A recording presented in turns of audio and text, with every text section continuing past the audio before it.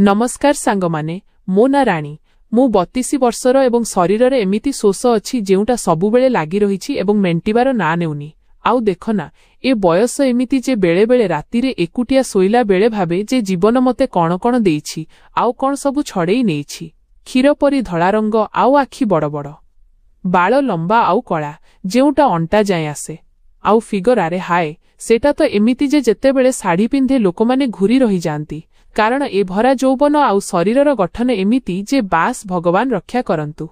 मु विधवा स्वामी को गला 3 वर्ष हेई गलानी सेबेठारु आजी जाए मते केही छुई नाहांती किंतु दिल रे से निया एबे भी जळुछि बुझिल ना बेले बेले मन हुए काहाकू कुंढेई धरिबाकू किंतु पुणी भाबे ना राणी तू मजबूत बन मु बहुत एकुटिया अनुभव करे आउ भाबे जे केही एमिति थांता जे मो राति गुडी को रंगीन करि दियंता आउ मो एकुटियापण दूर हेई जांता कारण मोर भी किछि अरमान अछि मु मध्य जणे नारी आउ हां जदि आपण माने भी मो सहित कथा हेबाकू चाहुचंती तेबे मु मोर नंबर एही वीडियो रे देइछि तेनु पूरा कहानी सुनंतु कारण मोर नंबर एही कहानी रे ही अछि। साड़ी पिंधु पिंधु समस्तंक नजर मो उपरे अटकी जाए गार सबु बुढ़ा आउ टोका मो उपरे फिदा रहंती आउ देखि करी भाबंती जे यार केते सुंदर ए झियो काश ए मोर हुअंता स्वामी जीवा परे ए शरीर एबे भी सेमिति अछि गरम आउ नरम जेमिति काहाकू छुईबाकू अपेक्षा करिछि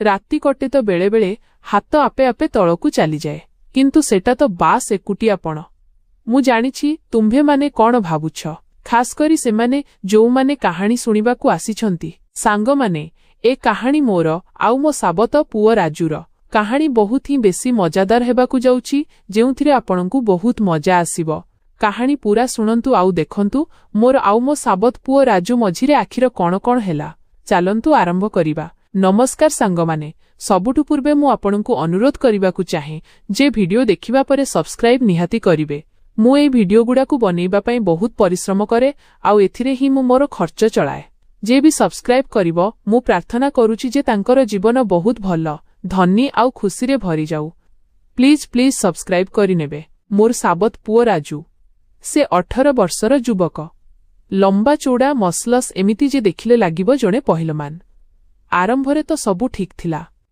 किंतु धीरे धीरे आरे किछि कहिबार नाही बास सुनंतु मो कथा मोर जन्म गोटिए छोटो गाँरे हेइथिला महाराष्ट्र पाखापाखी जेउठारे खेतर हरियाली आउ नदीर पानी ही जीवन बापा चासी थिले माँ घर संभाळुथिला मु बड़ हेई पाठ पढ़िली किंतु 18 वर्षरे ही बाहाघर हेइगला मो स्वामी सुरेश थिले भल मनिष किंतु गोटिए दुर्घटनारे चालीगले तांको पछे 2टी छुआ छाड़ीगले झियो नेहा जे एबे 10 वर्षर आउ पुओ राजू आरे राजू तो साबत पुओ सुरेशंक प्रथम बाहाघररू तांको जन्म हेइथिला जेतेबेले सुरेशंक प्रथम स्त्री मरीगले सुरेश मते बाहा हेले राजू सेतेबेले छोट थिला 5 वर्षर एबे से बड़ हेई जाइछि आउ घरे हाय राम बेले बेले ता नजर एमिति पड़े जे लागे किछि तो कहिदेबो किंतु मु तो मा ना साबत हेले मध्य घर छोट 2टी बखरा गोटिए अगणा आउ बाहारे खेत आमे 3 जण रहू मु नेहा आउ राजू नेहा स्कूल जाए राजू पाखो कॉलेज को मु घर काम करे बेले बेले सिलेई काम करी पैसा रोजगार करे। गोटिए संध्यार कथा मु रोसेई घरे छिड़ा थिली चुलीरे रुटी सेकुथिली बाहारे वर्षा हेउथिला किंतु भितरे एमिति गरम जे देहरु झाळ बाहारुथिला साड़ीर पण तो कांधरु खसी जाइथिला आउ मु ताकू ठीक करिबाकू चेष्टा कली किंतु हाथ अटारे ओदा थिला राजू भितरकू आसिला निज बहीपत्र रखी से थकिला परी लागुथिला साटर बटन खोला थिला छातीरे झाळ चहकू थिला ता छातीर मांसपेशी गुडाक एमिति चमकुथिला जेमिति केही तेल लगाइछि आउ मु अजाणतरे नजर फेरेई नेली किंतु मनरे किछि हलचल हेला माँ आजी कॉलेज रे कोन मजा हेला से कहिला आउ मो आड़कू देखिला ता नजर मो अंटा पाखे अटकी गला जेउठारे साड़ी टिके कुंचुचिया हेइथिला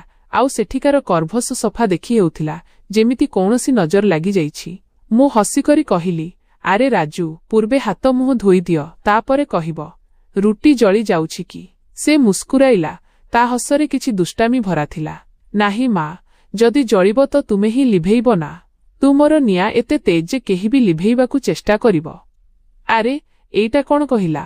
ମୁଁ ଭାବିଲି ବୋଧହୁଏ ମଜାକ, କିନ୍ତୁ ମନରେ କିଛି ଖଟକା ଲାଗିଲା, ଯେମିତି କୌଣସି ଗରମ ନିଶ୍ୱାସ ମୋ ବେକରେ ଲାଗିଗଲା। ସେ ପାଖକୁ ଆସିଲା, ପାଣି ଜଗ ଉଠାଇଲା ଆଉ ମୋ ପାଖେ ଛିଡ଼ା ହେଇଗଲା। ତା କାନ୍ଧ ମୋ କାନ୍ଧ ସହ ବାଜିଗଲା, ଆଉ ମୁଁ ଅନୁଭବ କଲି ତା ଉଷ୍ମତା, ସେ ଗରମ ଯେଉଁଟା ସିଧା ମୋ ଦେହରେ ଓହ୍ଲାଇଗଲା, ଯେମିତି କେହି ନିଆଁ ଲଗେଇ ଦେଇଛି। ମା, ଅନିତ ତୁମର ଶାଢ଼ୀ ଓଦା ହେଇଯାଇଛି, ସେ କହିଲା, ଆଉ ହାତ ବଢ଼ାଇଲା ଯେମିତି ପୋଛିବା ପାଇଁ। ତା ହାତ ଏତେ ପାଖକୁ ଆସିଲା ଯେ ମୁଁ ମୋର ନିଶ୍ୱାସ ରୋକିନେଲି। ମୁଁ ପଛୁଆ ହଟି କହିଲି, ବସ୍ କର ରାଜୁ, ମୁଁ ନିଜେ ସମ୍ଭାଳି ନେବି। ଯା ବାହାରେ ବସ୍। କିନ୍ତୁ ସେ ହସି ପକାଇଲା। ତା ହସରେ କିଛି ଗଭୀର ଥିଲା। ମା, ମୁଁ ତ ସାହାଯ୍ୟ କରୁଛି। ତମେ ଜାଣିଛ ମୁଁ ବଡ଼ ହେଇଗଲିଣି ଏବେ। ଏବେ ମୋର ଶକ୍ତି ତୁମର ସାହାଯ୍ୟ ପାଇଁ ହିଁ ଅଛି। ତା କଥାରେ କିଛି ଥିଲା, ଯେମିତି କୌଣସି ଲୁଚିଥିବା ଅର୍ଥ। ଆଉ ମୁଁ ଭାବିଲି, କ'ଣ ଏଇଟା ଖାଲି ସାହାଯ୍ୟ ନା ଆଉ କିଛି? ମୁଁ ରୁଟି କାଢ଼ିଲି ଆଉ ଭାବିଲି, ଏ ଟୋକା ଏବେ ଯୁବକ ହେଇଗଲାଣି, ସାବଧାନ ରହିବାକୁ ପଡ଼ିବ। କିନ୍ତୁ ରାତିରେ ଶୋଇଲା ବେଳେ ମନରେ ଖ୍ୟାଲ ଆସିଲା, କ'ଣ ରାଜୁକୁ ମୋଠାରୁ କିଛି? ନା ରାଣୀ, ଏଇଟା ଭୁଲ। କିନ୍ତୁ ତାର ସେ ଉଷ୍ମତା ମନେ ପଡ଼ୁଥିଲା, ଯେମିତି କୌଣସି ସପନ ପରି। ପରଦିନ ସକାଳେ ପୁଣି ସେଇ କଥା। ସକାଳେ ଉଠିଲି ତ ରାଜୁ ପୂର୍ବରୁ ହିଁ ଅଗଣାରେ ଥିଲା। କୁରାଢ଼ୀରେ କାଠ ହାଣୁଥିଲା। ତା ବାହୁ ଫୁଲି ଯାଉଥିଲା, ଝାଳ ଟପକୁଥିଲା।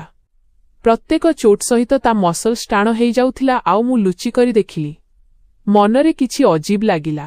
ମୁଁ ଚା ବନେଇଲି ଆଉ ବାହାରକୁ ନେଇଗଲି। ରାଜୁ, ପିଇ ନିଅ ଚା, ମୁଁ କହିଲି। ସେ ଅଟକିଗଲା। ନିଶ୍ୱାସ ତେଜ ଥିଲା, ଛାତି ଉପର ତଳକୁ ହେଉଥିଲା। ଆଉ କହିଲା, ମା, ତୁମର ଚା ତ ସବୁବେଳେ ଗରମ ଥାଏ, କିନ୍ତୁ ଆଜି ତ ଆହୁରି ତୀଖା ଲାଗୁଛି, ଯେମିତି ତୁମର ଆଖିରେ ସେ ଚମକ ଅଛି। ମୁଁ ହସିକରି କହିଲି, ଆରେ ମସଲା ପକାଇଛି ନା? କିନ୍ତୁ ସେ ନଜର ତଳକୁ କରି କହିଲା, ହଁ ମା, ମସଲା ତ ତୁମେ ହିଁ। ତୁମର ସେ ସ୍ୱାଦ ଯେ କାହାକୁ ବି ଦିୱାନା କରିଦେବ। ହାୟ, ଏଇଟା କ'ଣ କହୁଛି?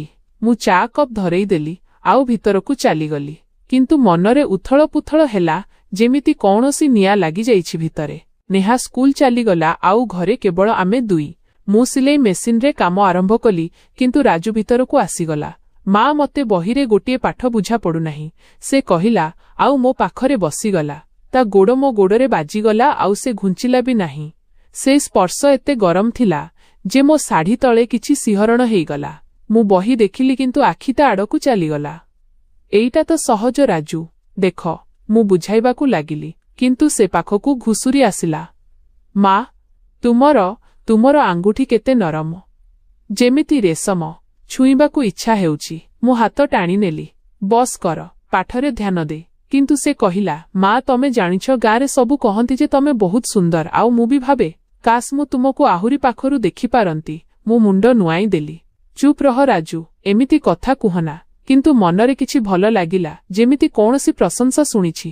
ଆଉ ଡର ବି। କ'ଣ ହେବ ଯଦି ଏଇଟା ବଢ଼ିଗଲା? ଦ୍ୱିପ୍ରହର ଯାଏଁ ସେ ସେଠି ବସି ରହିଲା। ବେଳେବେଳେ ହାତ ବାଜି ଯାଉଥିଲା, ଆଉ ମୁଁ ଚୁପ୍ ରହି ଯାଉଥିଲି। ପ୍ରତ୍ୟେକ ସ୍ପର୍ଶରେ ଗୋଟିଏ ରହସ୍ୟ, ଯେମିତି ଆଗକୁ କ'ଣ ହେବ। ସନ୍ଧ୍ୟାରେ ଯେତେବେଳେ ନେହା ଫେରିଲା, ସବୁ ସାମାନ୍ୟ ହେଇଗଲା। କିନ୍ତୁ ରାତିରେ ଭାବୁଥିଲି, କ'ଣ ଏଇଟା ଠିକ୍? ମନରେ ରାଜୁର ସେ ନଜର ଘୁରୁଥିଲା, ଆଉ ମୁଁ ଅଜାଣତରେ ହାତ ତଳକୁ ନେଇଗଲି। କିନ୍ତୁ ଅଟକିଗଲି। ନା, ଏଇଟା ଭୁଲ। ଆଗାମୀ କିଛି ଦିନ ଏମିତି ହିଁ ବିତିଲା। ରାଜୁ ଏବେ ରୋଜ ମୋ ପାଖକୁ ଆସୁଥିଲା। କେବେ ରୋଷେଇ ଘରେ ସାହାଯ୍ୟ ବାହାନାରେ, କେବେ ଅଗଣାରେ କଥା ହେବାକୁ। ଗୋଟିଏ ଦିନ ଦ୍ୱିପ୍ରହରରେ ମୁଁ ଲୁଗା ସଫା କରୁଥିଲି ନଦୀ କୂଳରେ। ଗରମ ବେଶୀ ଥିଲା। ଶାଢ଼ୀ ଓଦା ହେଇଥିଲା। ମୋ ଶାଢ଼ୀ ପାଣିରେ ଲାଗିଯାଇଥିଲା ଆଉ ଶରୀରର ଗଠନ ସଫା ଦେଖି ହେଉଥିଲା। ରାଜୁ ଆସିଲା। ମା, ମୁଁ ସାହାଯ୍ୟ କରିବି, ସେ କହିଲା, ଆଉ ପାଣି ଭିତରକୁ ଓହ୍ଲାଇଗଲା। ତାପରେ ଲୁଗା ଓଦା ହେଇଗଲା, ଶରୀର ସହିତ ଲାଗିଗଲା। ତା ମସଲ ସଫା ଦେଖାଯାଉଥିଲା, ଯେମିତି କୌଣସି ମୂର୍ତ୍ତି। ମୁଁ ନଜର ହଟେଇ ନେଲି, କିନ୍ତୁ ସେ କହିଲା, ମା, ଦେଖନ୍ତୁ କେତେ ଥଣ୍ଡା ପାଣି ଅଛି। ତମେ ବି ଆସନା। ତୁମର ଶରୀର ତ ଏତେ ଗରମ, ଏ ପାଣିକୁ ବି ଗରମ କରିଦେବ। ମୁଁ ମନା କଲି। ନା ରାଜୁ, ମୁଁ ଉପରେ ରହିବି। କିନ୍ତୁ ସେ ହସିକରି ପାଣି ଛିଟିକାଇଲା। ଆରେ ମା, ଡରୁଛ କାହିଁକି? ମୁଁ ଅଛି ନା, ମୁଁ ତ ତୁମକୁ ସମ୍ଭାଳି ନେବି। ପାଣି ମୋ ଶାଢ଼ୀ ଉପରେ ପଡ଼ିଲା ଆଉ ସେଟା ଭିଜିଲା। ଏବେ ମୋ ଶାଢ଼ୀ ପାରଦର୍ଶୀ ହେଇଗଲା, ଆଉ ମୁଁ ଶୀଘ୍ର ପଣତ ସମ୍ଭାଳିଲି। ଏବେ ତ ଆସି ହିଁ ୟା, ସେ କହିଲା। ମୁଁ ହସି ପକାଇଲି ଆଉ ଟିକେ ତଳକୁ ଓହ୍ଲାଇଗଲି। ଆମେ ଦୁଇଜଣ ଲୁଗା ସଫା କରିବାକୁ ଲାଗିଲୁ, କିନ୍ତୁ ମଝିରେ ସେ ମୋ ହାତ ଧରିନେଲା। ମା ତୁମର ହାତ ଖସୁଛି। କିନ୍ତୁ ମୋ ହାତ ମଜବୁତ ଅଛି, ଧରିନିଅ। ତା ସ୍ପର୍ଶ ଗରମ ଥିଲା, ଆଉ ମୁଁ ଭାବିଲି ଏଇଟା ତ ପିଲା। କିନ୍ତୁ ନା, ସେ ଯୁବକ, ଆଉ ତା ପକଡ଼ରେ କିଛି ଶକ୍ତି ଥିଲା ଯେ ମୋତେ ଡରାଉଥିଲା। ସନ୍ଧ୍ୟାରେ ଘର ଫେରିଲା ବେଳେ ନେହା ଶୋଇଥିଲା। ରାଜୁ କହିଲା, ମା ଆଜି ମଜା ଆସିଲା ନା? ପରଥର ଆହୁରି ମଜା କରିବା। ମୁଁ କହିଲି, ହଁ, କିନ୍ତୁ ପରଥର ଏକୁଟିଆ ଯିବନି। ସେ ମୁସ୍କୁରାଇଲା। ତୁମ ବିନା କେମିତି? ତୁମର ଉପସ୍ଥିତି ହିଁ ମଜା।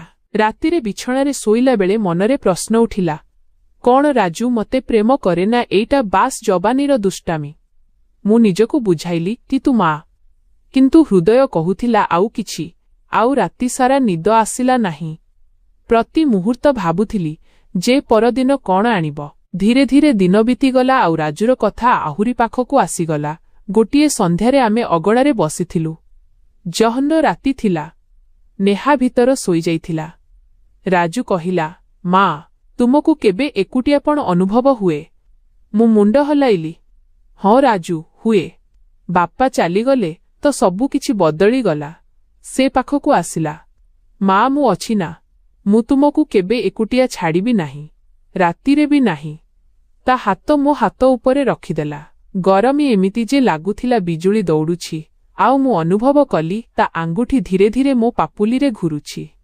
ରାଜୁ, ଏଇଟା, ମୁଁ କହିଲି। କିନ୍ତୁ ସେ କହିଲା, ମା, ତମେ ମୋର ସବୁଦିନ ପାଇଁ। ହାୟ ରାମ, ଏଇଟା କଣ କହୁଛି? ନା ରାଜୁ, ମୁଁ ତୋର ମା। କିନ୍ତୁ ସେ କହିଲା, ସାବତ ମା। କିନ୍ତୁ ଦିଲରୁ ତ ମା ହିଁ। କିନ୍ତୁ ବେଳେ ବେଳେ ଲାଗେ ଆଉ କିଛି, ଯେମିତି ତୁମର ଶରୀର ବି ମୋର ହେଉ। ମୁଁ ଉଠିକରି ଭିତରକୁ ଚାଲିଗଲି। ଛାତି ଧଡ଼ ଧଡ଼ ହେଉଥିଲା, ଯେମିତି କୌଣସି ତୁଫାନ ଆସିଛି। ସେ ରାତି ନିଦ ଆସିଲା ନାହିଁ। ଭାବିଲି କାଲି କଥା ହେବି ସଫା ସଫା। କିନ୍ତୁ ସକାଳେ ରାଜୁ ସାମାନ୍ୟ ଥିଲା, ଯେମିତି କିଛି ହେଇନାହିଁ। ଦିନ ସାରା କାମ କଲି, କିନ୍ତୁ ସନ୍ଧ୍ୟାରେ ପୁଣି ସେଇଆ। ସେ ମୋ ପାଖକୁ ଆସିଲା। ମା, ସରି ଯଦି କାଲି କିଛି ଖରାପ ଲାଗିଲା। ମୁଁ କହିଲି, ନାହିଁ ରାଜୁ, ବାସ୍ ସୀମାରେ ରହିବି। ସେ ହସିଲା। ସୀମା? ମା, ସୀମା ତ ଭାଙ୍ଗିବା ପାଇଁ ହିଁ ଥାଏ। ଆଉ ମୁଁ ଭାଙ୍ଗିଦେବି ତୋର ସେ କାନ୍ଥ। ଆରେ ଏ ଟୋକା କଣ ଚାହେଁ? ମନରେ ସନ୍ଦେହ ହେଲା, କିନ୍ତୁ ତା ସହିତ ଡର ବି। ଗାଁରେ ଲୋକ କଣ କହିବେ ଯଦି କିଛି ଜଣା ପଡ଼ିଲା? ଆଉ କଣ ହେବ ଯଦି ମୁଁ ନିଜେ ଦୁର୍ବଳ ହେଇଗଲି? ପରଦିନ ମୁଁ ଭାବିଲି ରାଜୁକୁ ଦୂର ରଖିବି। କିନ୍ତୁ ସେ ପୁଣି ଆସିଗଲା। ରୋଷେଇ ଘରେ ମୋ ପଛେ ଛିଡ଼ା ହେଇଗଲା। ମା, ପନିପରିବା କାଟିବାରେ ସାହାଯ୍ୟ କରିବି। ତା ଶରୀର ମୋ ପିଠିରେ ବାଜିଲା ଆଉ ମୁଁ ଶିହରଣ ଅନୁଭବ କଲି। ନା ରାଜୁ, ମୁଁ କରିନେବି। କିନ୍ତୁ ସେ କହିଲା, ମା, ତୁମର ପିଠିରେ ଏତେ ଝାଳ, ମୁଁ ପୋଛିଦିଏ। ହାୟ ଏ କଥା! ମୁଁ ଘୁରି କରି ଦେଖିଲି, କିନ୍ତୁ ସେ ହସିଦେଲା। କିଛିଦିନ ପରେ ଗୋଟିଏ ଅଣଦେଖା ମୋଡ଼ ଆସିଲା। ଗାଁରେ ମେଳା ଲାଗିଥିଲା, କିନ୍ତୁ ଆମେ ଯାଇନଥିଲୁ। ଘରେ ହିଁ ଥିଲୁ। ରାତିରେ ଲାଇନ୍ ଚାଲିଗଲା। ରାଜୁ କହିଲା କି ସେ ଗୋଟିଏ ପୁରୁଣା ରେଡିଓ ଶୁଣାଉଛି, ଯେଉଁଟା ବାପାଙ୍କ ଥିଲା। ଆମେ ଦୁଇଜଣ ବସି ଶୁଣୁଥିଲୁ ପୁରୁଣା ଗୀତ। ନେହା ଶୋଇଯାଇଥିଲା। ରାଜୁ କହିଲା, ମା, ଏ ଗୀତ ଶୁଣ, ତେରି ଆଁଖୋଁ ମେ କୁଛ ହୈ। ଆଉ ସେ ମୋ ଆଖିକୁ ଦେଖିବାକୁ ଲାଗିଲା। ଅନ୍ଧକାରରେ ତା ଆଖି ଚହକୁଥିଲା। ମୁଁ ଲାଜରେ ନଜର ତଳକୁ କରିନେଲି। ରାଜୁ, ଏଇଟା ଗୀତ, ବାସ୍ତବ ନୁହେଁ। କିନ୍ତୁ ସେ କହିଲା, ବାସ୍ତବ ତ ଆହୁରି ମିଠା ମା, ଯେମିତି ତୋର ଓଠର ସ୍ୱାଦ। ତା ହାତ ମୋ ଅଣ୍ଟାରେ ସରିଗଲା ହାଲୁକା ଭାବେ, ଆଉ ମୁଁ ଚମକିଗଲି। ସେ ସ୍ପର୍ଶ ଏତେ ଇଲେକ୍ଟ୍ରିକ୍ ଥିଲା ଯେ ମୋ ଶରୀର କମ୍ପିଗଲା। ରାଜୁ, କଣ କରୁଛ? ସେ କହିଲା, ବାସ୍ ସାହାରା ଦେଉଛି ଅନ୍ଧକାରରେ। କିନ୍ତୁ ଯଦି ସାହାରା ଆହୁରି ମଜବୁତ ଦରକାର ତ କୁହ। ମୁଁ ଧକ୍କା ଦେଲି, କିନ୍ତୁ ମନରେ ଉତ୍ତେଜନା ଥିଲା, ଯେମିତି କୌଣସି ନିଆଁ ଜଳୁଛି। ଉଫ୍, ପାଟିରୁ ବାହାରିଗଲା। ସେ ଗଲା। କିନ୍ତୁ ରାତି ସାରା ଭାବୁଥିଲି, କଣ ଏଇଟା କେବଳ ସାହାରା ଥିଲା ନା ଆଉ କିଛି? ପରଦିନ ମୁଁ ନିଷ୍ପତ୍ତି ନେଲି ଯେ ରାଜୁକୁ ବୁଝାଇବାକୁ ପଡ଼ିବ। ଦ୍ୱିପ୍ରହରରେ ଯେତେବେଳେ ନେହା ସ୍କୁଲ ଗଲା, ମୁଁ ତାକୁ ଡାକିଲି। ରାଜୁ, ବସ୍, କଥା ହେବାର ଅଛି। ସେ ବସିଲା। କଣ ମା? ମୁଁ କହିଲି, ତୋର ଏ ସବୁ କାମ ଭଲ ନୁହେଁ। ମୁଁ ତୋର ମା। ସେ କହିଲା, ମା, ମୁଁ ତ ବାସ୍ ପ୍ରେମ କରେ। ତୁ ଏକୁଟିଆ ଅଛୁ, ମୁଁ ବି। ଆଉ ତୋର ସେ ଗରମୀ ମତେ ଡାକୁଛି। ମୁଁ ଲୁହ ପୋଛିଲି। ପ୍ରେମ ତ ମା ପୁଅର ହୁଏ, ଏଇଟା ନୁହେଁ। କିନ୍ତୁ ସେ ପାଖକୁ ଆସିଲା କୁଣ୍ଢେଇ ଧରିବା ପାଇଁ। ତା ଶରୀରର ଗରମୀ ପୁଣି ଅନୁଭବ ହେଲା। ମୁଁ ପଛୁଆ ହଟିଗଲି। ନାହିଁ। ତେତିକିବେଳେ ନେହାର ସ୍ୱର ଶୁଭାଗଲା। ସେ ଶୀଘ୍ର ଫେରି ଆସିଥିଲା। ସବୁ ଶାନ୍ତ ହେଇଗଲା। କିନ୍ତୁ ମୋ ହୃଦୟ ଏବେ ବି ଧଡ଼ଧଡ଼ ହେଉଥିଲା। କଣ ନେହା କିଛି ଦେଖିନେଲା? କିନ୍ତୁ ଏଇଟା ତ ବସ୍ ଆରମ୍ଭ ଥିଲା। ଦିନ ବିତୁଥିଲା ଆଉ ରାଜୁର ଚେଷ୍ଟା ବଢ଼ି ଚାଲିଲା। ଗୋଟିଏ ଦିନ ଆମେ କ୍ଷେତକୁ ଗଲୁ ଫସଲ ଚେକ୍ କରିବା ପାଇଁ। ସେଠାରେ ଏକୁଟିଆ ଥିଲୁ। ରାଜୁ କହିଲା, ମା ଦେଖ ଏ ଫସଲ କେତେ ସବୁଜ, ଯେମିତି ତୋର ଜୀବନ ହେବା କଥା, କିନ୍ତୁ ଶୁଖି ନ ଯାଉ। ମୁଁ ହସିଲି, ସବୁଜ ତ ଅଛି କିନ୍ତୁ ଶୁଖି ବି ପାରେ। ସେ କହିଲା, ମୁଁ ପାଣି ଦେବି, ସବୁ ପ୍ରକାରର ପାଣି। ଆଉ ସେ ମୋ ପାଖକୁ ଆସିଲା ଯେମିତି କୁଣ୍ଢେଇ ଧରିବ। ପବନ ଜୋରେ ବହିଲା। ମୋ ବାଳ ଉଡୁଥିଲା ଆଉ ଶାଢ଼ୀର ପଣତ ପୁଣି ଖସିଗଲା। ରାଜୁ ବସ୍ କର, ମୁଁ କହିଲି। କିନ୍ତୁ ସେ କହିଲା, ମା ଥରେ ତ ମାନିଯା, ତୋର ସେ ନର୍ମି ଛୁଇଁ ଦିଏ। ମନରେ ଡର ଥିଲା କିନ୍ତୁ ଆଉ କିଛି ବି, ଯେମିତି କୌଣସି ତଡ଼ପ। ସନ୍ଧ୍ୟାରେ ଘର ଫେରିଲା ବେଳେ ମୁଁ ଭାବିଲି ବୋଧହୁଏ କାହାକୁ କହିବି। କିନ୍ତୁ କାହାକୁ? ଗାଁରେ ବଦନାମୀ ହେଇଯିବ। ରାତିରେ ନେହା ସହିତ କଥା ହେଲି। ବେଟି ରାଜୁ କେମିତି ଅଛି ସ୍କୁଲରେ? ନେହା କହିଲା, ଭାଇ ବହୁତ ଭଲ ମା, କିନ୍ତୁ ବେଳେବେଳେ ଉଦାସ ରହନ୍ତି, ଯେମିତି କିଛି ଚାହୁଁଛନ୍ତି। ଉଦାସ କାହିଁକି? ପରଦିନ ସକାଳେ ରାଜୁକୁ ପଚାରିଲି। ସେ କହିଲା, ମା କଲେଜରେ ଝିଅମାନେ ଅଛନ୍ତି, କିନ୍ତୁ କେହି ତୋର ପରି ନୁହନ୍ତି। ତୋର ସେ ଅଣ୍ଟା, ତୋର ଆଖି। ହାୟ, ଏଇଟା କଣ? ମୁଁ ଗାଳି କଲି, ଏମିତି କଥା କୁହନା। କିନ୍ତୁ ସେ ହସି ପକାଇଲା। ମା ମଜାକ କରୁଛି, କିନ୍ତୁ ସତ୍ୟ ତ ଅଛି ନା। ଦିନସାରା ମୁଁ ବ୍ୟସ୍ତ ରହିଲି। ଆଉ ସନ୍ଧ୍ୟାରେ ରାଜୁ ପୁଣି ଆସିଲା। ମୋ ଶାଢ଼ୀର ପ୍ରଶଂସା କରିବାକୁ ଲାଗିଲା। ମା, ଏ ଶାଢ଼ୀ ତୋର ଶରୀରରେ କେତେ ଭଲ ଲାଗୁଛି, ଯେମିତି ଲାଗିଯାଇଛି। ମୁଁ କିଛି କହିଲି ନାହିଁ, କିନ୍ତୁ ମନରେ ସସ୍ପେନ୍ସ ବଢ଼ିଗଲା। କଣ ଆଜି କିଛି ହେବ? ସମୟ ବିତିଗଲା। ମାସେ ହେଇଗଲା। ଏବେ ରାଜୁର ନଜର ଆହୁରି ଗଭୀର ହେଇଗଲା। ଗୋଟିଏ ସନ୍ଧ୍ୟାରେ ମୁଁ ଗାଧୋଉଥିଲି, ଅଗଣା ପଛେ ଛୋଟ ଜାଗାରେ। ରାଜୁ ହଠାତ୍ ଆସିଗଲା।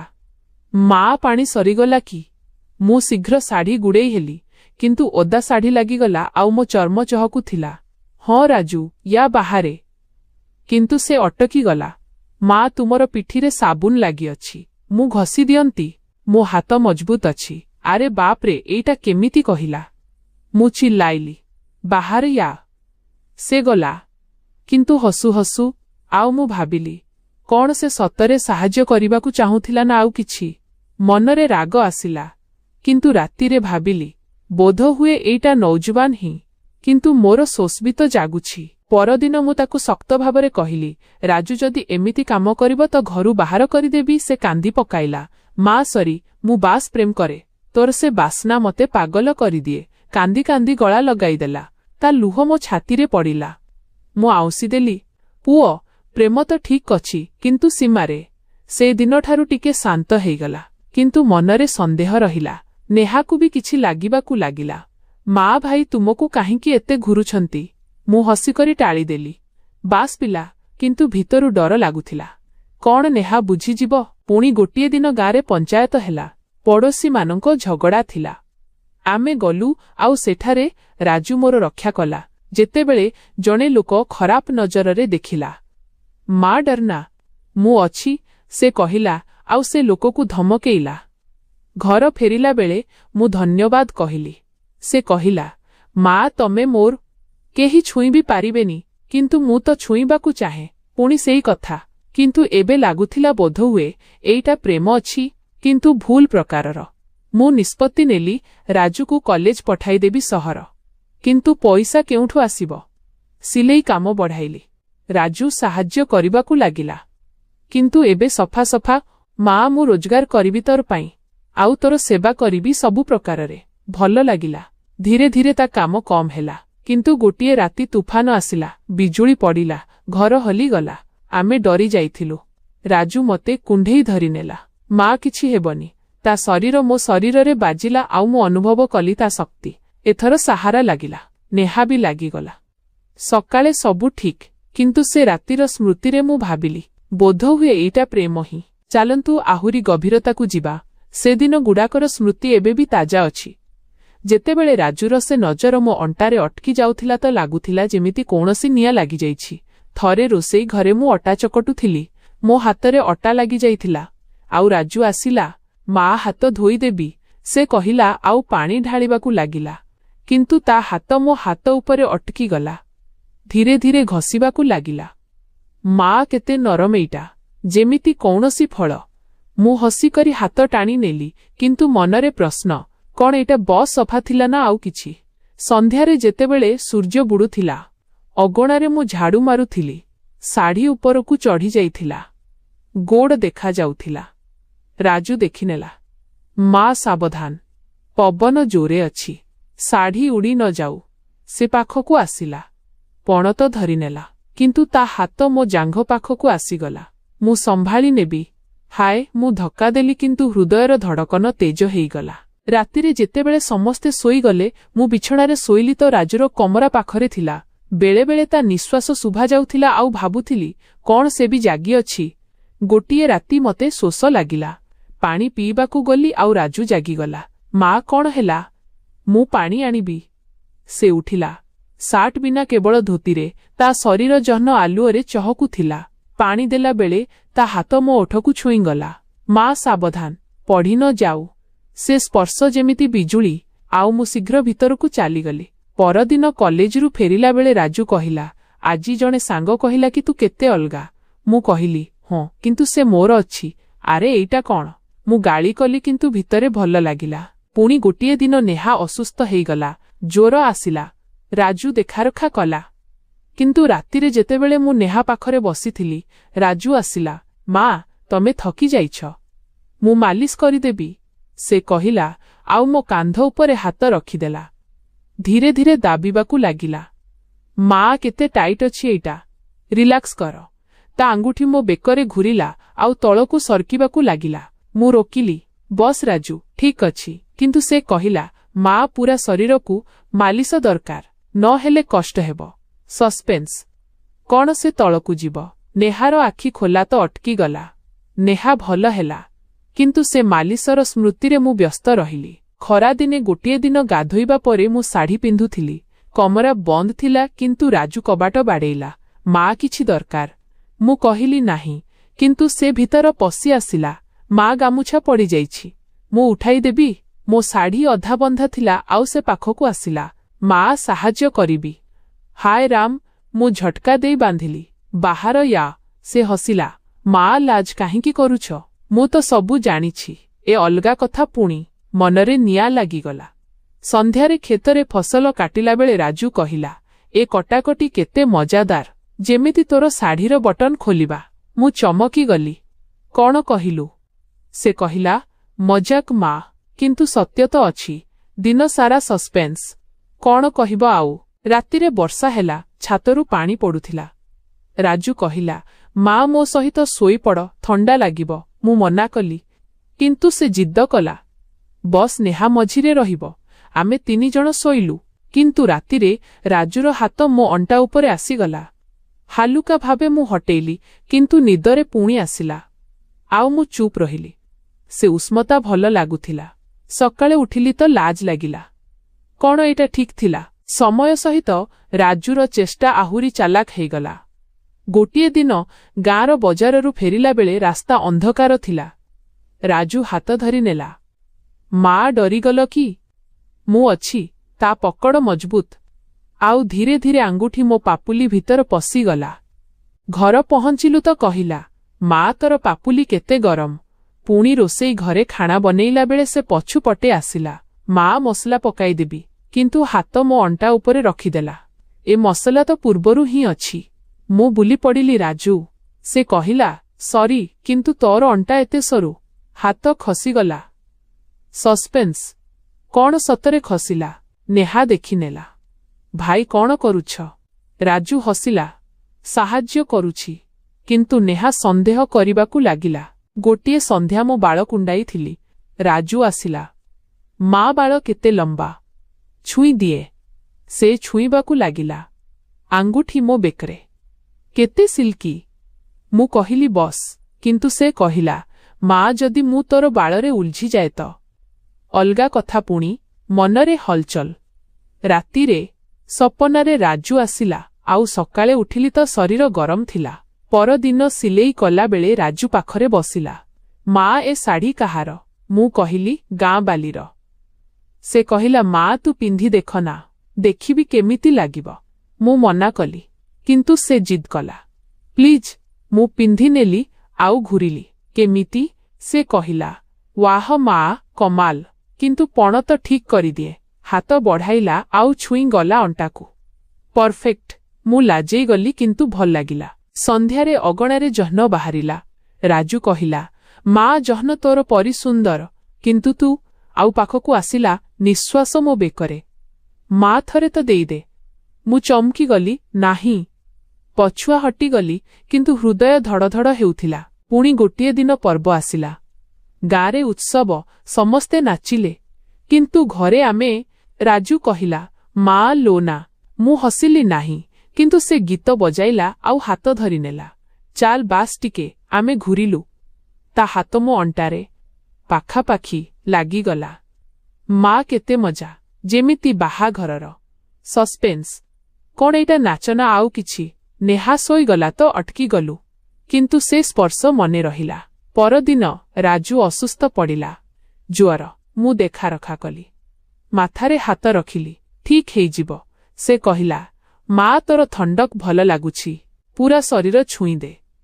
ମୁଁ ପାଣିରେ ପୋଛିଲି କିନ୍ତୁ ତା ଛାତିରେ ହାତ ଗଲା। ମସଲ୍ସ ଅନୁଭବ ହେଲା। ମା ଆଉ ତଳେ ବି ମୁଁ ଅଟକିଗଲି। ବସ୍। କିନ୍ତୁ ମନରେ ଉତ୍ତେଜନା। ସେ ଠିକ୍ ହେଲା ତ କହିଲା ତୁ ବଞ୍ଚାଇ ଦେଲୁ। ଏବେ ମୁଁ ତୋର ସବୁ ଇଚ୍ଛା ପୂର୍ଣ୍ଣ କରିବି। କଣ ମତଲବ? ଦିନ ବିତିଗଲା। ରାଜୁର କଥା ଆହୁରି ଅଲଗା ପରି ହେଇଗଲା। ଗୋଟିଏ ଦିନ ନଦୀରେ ଗାଧୋଇବାକୁ ଗଲି। ରାଜୁ ସାଥରେ ମା ମୁଁ ଏଠି ପହରା ଦେବି। ମୁଁ ଗାଧୋଇଲି କିନ୍ତୁ ସେ ପାଣିରେ ଡେଇଁ ପଡ଼ିଲା। ମା ସାହାଯ୍ୟ ଦରକାର। ତା ଲୁଗା ଓଦା ଲାଗିଗଲା ଆଉ ସେ ମୋ ଆଡ଼କୁ ଆସିଲା। ସାବୁନ ଦେ। ମୁଁ ଦେଲି କିନ୍ତୁ ହାତ ବାଜିଗଲା। ମା ତୋର ସ୍କିନ୍ କେତେ ସ୍ମୁଥ୍। ମୁଁ ଶୀଘ୍ର ବାହାରି ଆସିଲି କିନ୍ତୁ ସସ୍ପେନ୍ସ ବନା ରହିଲା। ସନ୍ଧ୍ୟାରେ ଘରେ ରାଜୁ କହିଲା ମା ଆଜି ରାତି ସାଥରେ ଶୋଇବି। ମୁଁ ମନା କଲି କିନ୍ତୁ ତୁଫାନ ଆସିଲା। ପୁଣି ସେଇଆ। କୁଣ୍ଢେଇ ଧରିଲେ। ସେ ରାତି ତା ହାତ ମୋ ଅଣ୍ଟାରେ ରହିଲା ଆଉ ମୁଁ ହଟାଇଲି ନାହିଁ। ନିଦରେ।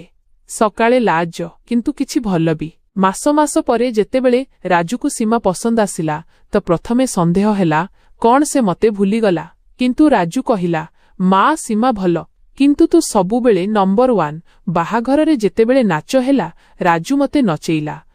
ମା ମନେ ଅଛି ସେଦିନ? ମାସ ବିତିଗଲା। ଏବେ ରାଜୁ ବଦଳିଗଲା। କଲେଜରେ ଭଲ ନମ୍ବର ଆସିଲା ଆଉ ସେ କହିଲା ମା ମୁଁ ଡକ୍ଟର ହେବି ତୋର ସେବା ପାଇଁ। ମୁଁ ଖୁସି ହେଲି କିନ୍ତୁ ପୁରୁଣା କଥା ମନେ ପଡ଼ିଲେ ଲାଜ ଲାଗେ ଆଉ ବେଳେବେଳେ ଉତ୍ତେଜନା ବି। ଗୋଟିଏ ଦିନ ରାଜୁ କହିଲା ମା ମତେ କ୍ଷମା କରିଦେ ପୁରୁଣା କଥା ପାଇଁ। ମୁଁ ଭୁଲ ଥିଲି। ତୁ ମୋର ମା। ସବୁଦିନ ମୁଁ କୁଣ୍ଢେଇ ନେଲି। ପୁଅ ସବୁ ଭୁଲିଗଲି। ନେହା ବି ଖୁସି। କିନ୍ତୁ ଅସଲି ମୋଡ଼ ତ ଏବେ ଆସିଲା। ଜଣା ପଡ଼ିଲା କି ରାଜୁକୁ ଗୋଟିଏ ଝିଅ ପସନ୍ଦ ଆସିଛି କଲେଜରେ। ନା ସୀମା, ସେ ଭଲ ଝିଅ। ରାଜୁ ଜଣାଇଲା ମା ମୁଁ ବାହା ହେବି କିନ୍ତୁ ତୋର ଇଚ୍ଛାରେ। ମୁଁ କାନ୍ଦି ପକାଇଲି ଖୁସିରେ। ହଁ ପୁଅ କରିନେ। ବାହାଘରର ପ୍ରସ୍ତୁତି ହେଲା। ଗାଁ ଲୋକ ଆସିଲେ। ଶେଷରେ ଯେତେବେଳେ ସୀମା ଆସିଲା ଘରକୁ ତ ରାଜୁ କହିଲା ମା ତୁ ମତେ ଶିଖାଇଛ ପ୍ରେମ କଣ। ମାର ପ୍ରେମ। ସମସ୍ତେ କାନ୍ଦିଲେ। ଲୋକମାନେ ଯୋଉମାନେ ଭାବୁଥିଲେ କି କିଛି ହେବ ସେମାନେ ଭୁଲ ଥିଲେ। ଏ କାହାଣୀ ପ୍ରେମର, ମା ପୁଅର। କିନ୍ତୁ ଆରମ୍ଭରେ ସେ ମସଲା, ସେ ଅଲଗା କଥା। କିନ୍ତୁ ସାଙ୍ଗମାନେ, କାହାଣୀ ଏଠି ଶେଷ। ତ ସାଙ୍ଗମାନେ କାହାଣୀ ଆପଣଙ୍କୁ କେମିତି ଲାଗିଲା କମେଣ୍ଟ କରି ନିହାତି ଜଣାଇବେ। ଆଉ ଯଦି ଆପଣ ଚ୍ୟାନେଲରେ ପ୍ରଥମ ଥର ଆସିଛନ୍ତି ତ ଚ୍ୟାନେଲକୁ ସବସ୍କ୍ରାଇବ କରି ନିଜର ଭଲ ପାଇବା ଦେବେ।